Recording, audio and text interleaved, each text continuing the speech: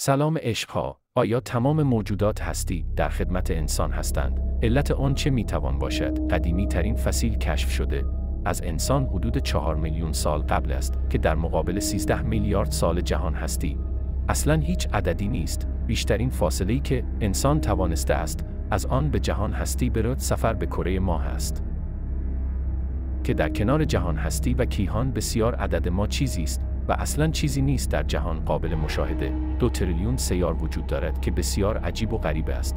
موجودات فضایی که چند وقت پیش حضور آنها تایید رسمی شده بود. حتی اگر 1% هم پیشرفته تر از ما باشند، تمام فناوری و پیشرفت‌های ما برای آنها خنده دار است. ژنتیک انسان و میمون فقط 1% تفاوت داره.